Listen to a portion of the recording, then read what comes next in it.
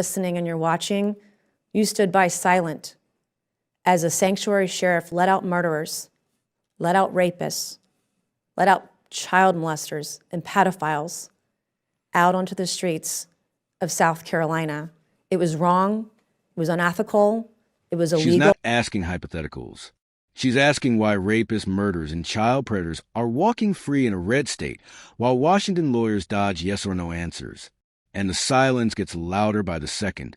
Recognized for 5 minutes for questioning. Thank you, Mr. Chairman. I'm going to keep it to 5 minutes. Ms. Doyle, you taught, you're an immigration attorney? Yes. Okay, and you teach immigration law? I have in the past, yes. And you were a legal advisor to ICE? I was, yes.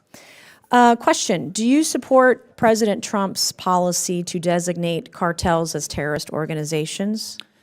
I think that by designating... It's a yes or no. Do you support President Trump's policy to designate cartels I support focusing on national security. Do you support President Trump's policy to designate cartels as terrorist organizations? I think it is important yes or to no? focus on national security. Okay. Should rapists, should illegals who are here illegally, who rape American women and girls, should they be deported? Yes or no? Individuals with serious criminal convictions such as that are deported every single day. Oh, no, they're not. What about murderers? Do you think murderers should be deported? Murderers are also subject to deportation. Okay, so there is a sanctuary sheriff named Kristen Graziano in Charleston County, South Carolina, who refused to work with ICE, and she was letting criminal illegals out on the street who were raping my constituents, raping women in Charleston, in South Carolina, pedophiles, child molesters, murderers out onto the streets of South Carolina. This is happening in bright red South Carolina, the sanctuary sheriff. So they aren't being deported because there are sanctuary mayors. You want to quote Mayor Wu as being this gift from God about safety. I mean, she was literally like praising or sending her condolences to a knife-wielding maniac trying to murder people on the streets of Boston. It's crazy to me. And here you have a law degree. You have done advised on immigration to ICE, and you can't even say whether or not you want the cartels to be designated as terrorist organizations. You're hiding behind some little lofty quote about national security, which is not really making a whole lot of sense. One of the things I did want to fact check some of my colleagues on today is this idea, which has been said by multiple people online in this hearing today, that it's not illegal to come here illegally. Well, under Title 8, it actually is. Title 8 USC 1325 about the improper entry of an alien. It is breaking the law when you enter here illegally.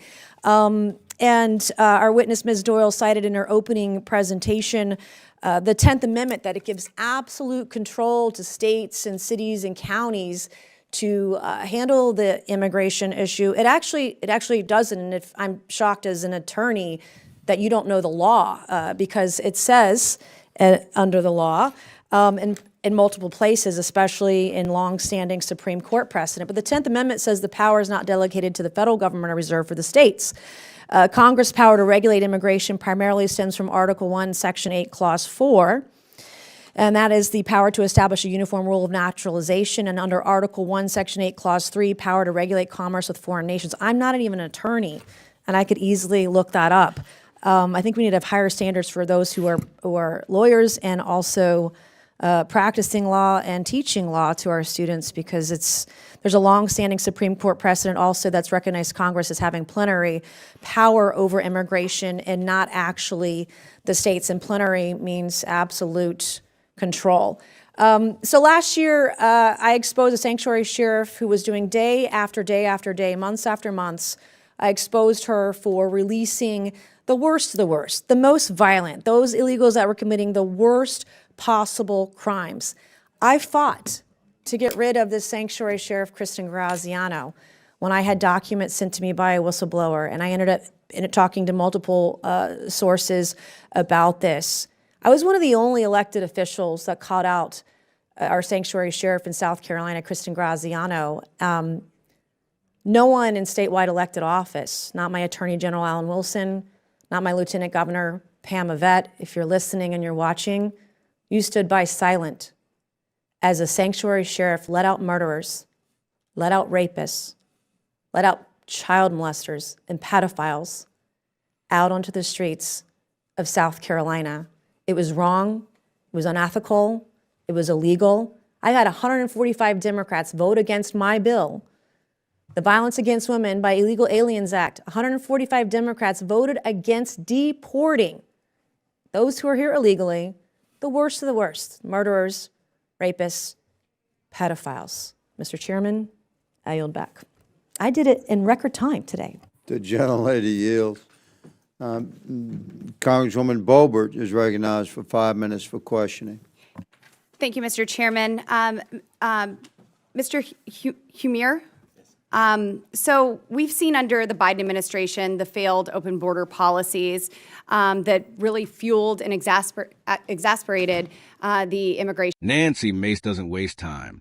She starts with a simple question to a former Biden IC legal advisor. Do you support designating violent cartels as terrorist organizations? Not a speech, not a lecture. Yes or no? And immediately, the evasion begins. Mace pivots to what actually matters. If someone is in this country illegally and rapes an American woman, should they be deported? The witness hides behind process, claims it already happens. Mace shuts that down. No, it doesn't. Not when sanctuary policies block ICE and criminals are released back onto the streets. She names names. A sanctuary sheriff in Charleston County, South Carolina, refusing to cooperate with ICE. Criminal illegals released. Rapists, child molesters, murderers. This isn't happening in some deep blue city. It's happening in bright red South Carolina, and people in power look the other way. Then Mace exposes another lie repeated during the hearing, that entering the country illegally isn't a crime. She cites the law directly. Title 8, USC 1325. Illegal entry is illegal, period. She corrects the misuse of the 10th Amendment and lays out the Constitution clearly. Congress is plenary, absolute authority over immigration, not states, not cities, not sanctuary mayors or sheriffs. And here's the part that lands hardest. Mace reminds everyone she introduced the Violence Against Women by Illegal Aliens Act, a bill to deport the worst offenders, murderers, rapists, pedophiles. 145 Democrats voted against it. This isn't confusion. It's choice. While lawyers dodge answers and officials hide behind buzzwords, Americans pay the price. Nancy Mace made it clear. Sanctuary policies protect criminals, not communities, and accountability is long overdue. Like, subscribe, comment, and share if you're done watching leaders protect everyone except the people they're sworn to serve.